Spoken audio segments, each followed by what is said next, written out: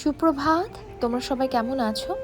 আজ শনিবার, তাই আজকে আমার বাগানে নীলকণ্ঠ ফুল যাবে আমাদের পাশের গ্রামের এক শনি মন্দির। আমাদের গ্রামে কোনো শনি মন্দির নেই, তাই মাঝে মাঝে ফুল দিতে আমরা যাই পাশের গ্রামে। আমাদের গ্রামটি সত্যি খুব সুন্দর। ছোটবেলার সহজ পাঠ পড়তে গিয়ে যে গ্রাম বাংলার কথা মনে পড়ে, আমাদের গ্রাম একদম সেই রকম। তোমরা এই যে দেখো যে প্রত্যেক দিন আমি এত এত নীলকণ্ঠ ফুল তুলি আর বাবার পুজো করি, তাতে আমার কোনো কৃতিত্ব নেই। কারণ আজ থেকে 2 বছর আগে আমার এক জেঠিমা সুদূর দক্ষিণ দিনাজপুর থেকে এই ফুল গাছের বীজ এনে আমার বাগানে লাগিয়ে দিয়েছিলেন। তাই যখনই ফুল তুলি জেঠিমার কথা খুব মনে পড়ে আর ঈশ্বরের কাছে প্রার্থনা করি এ ফুল আমার নয়। আজ মন্দিরে আমাদের জমির তিল আর বাগানে নীলকণ্ঠ ফুল দিয়ে গেলাম। প্রায় সন্ধ্যা হয়ে এসেছে আর সন্ধ্যাবেলা গ্রামের সৌন্দর্য যেন আরো বেড়ে যায়। আমাদের গ্রামের এমনিতে সবই ভালো, খারাপ শুধু রাস্তা। এখন মনে হয় আগের মাটির রাস্তায় ভালো ছিল।